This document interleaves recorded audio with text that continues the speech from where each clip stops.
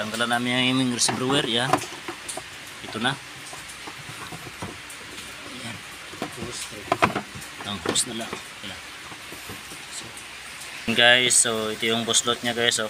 Ayan oh, ang laki. So karamihan itong expander lahat. Ganito mangyayari. Yan, kasi nasasay dito sa kanyang belt. Ilagay mo dito pre. Yan.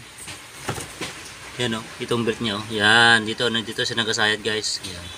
Yung belt diyan. So diyan siya mabubuslot ang ating receiver. Ayan guys, ito. Guys, ang aming receiver original ito. Ayan. So linagyan namin ito ng alambre, yung dito guys, oh, sila mo ito pre. Dito. Kasi ito sumasay dito guys, yan. So pag vibrate niya daw papunta doon, paana doon. So ibig sabihin masasagi yung kanya dito, masasagi yung dito yung pre. Dito. Yun guys, ito. Itong belt niya. Itong belt. Yan. Yan, yung belt niya dyan. Dyan sa masasabit. Hawakan mo pre. Hawakan mo lang. Ito Mr. Dati. Yan dito guys. Oh. Yan. Masasay dito yan. Kaya lalagyan mo ito ng alambre. Para dito magsay dito ang kanyang housing. Bracket. Bracket ito. Okay na guys. So ito yun. Oh. Nalagay namin.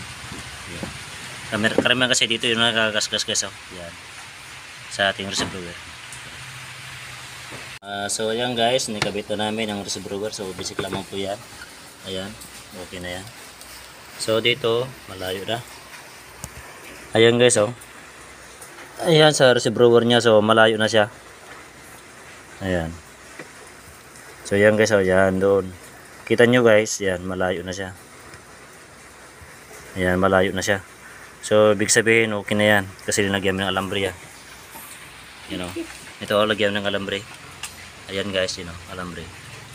Ayan guys, nilagyan namin ng alambre yan para hindi na ito didikit itong housing niya. Yan DIY. Kumutan guys, itong lock niya oh. Ilagay mo na pre. Yan, tatandaan nyo yan, yung lock niya yan ang pinaka-importante sa lahat. Yan, ilalagay niya si Sir Francis. Ayan, may lock yan sa likod. Ayan, ayan o yan guys. Ayan. Okay na. Tapos na aming Sarsi Brewer. So nilagay na ako. Yan o. Okay na lang. Yan. So yun na pre. Yung kulat niya okay na o.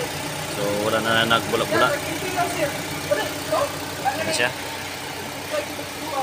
Okay na guys. So tapos na ang aming pag-install aming Sarsi Brewer sa expander. Yung mga unit dito guys oh. Ayan oh. So 4 na unit. Yan yung mga sisarap. Yan. Yung mga mayari ng sakyan. Yan na guys. So yan guys, tapos na ang aming expander na sa brewer install. Maraming salamat sa manonood sa aking YouTube channel. Marius Garz lang po. Yan, bye bye.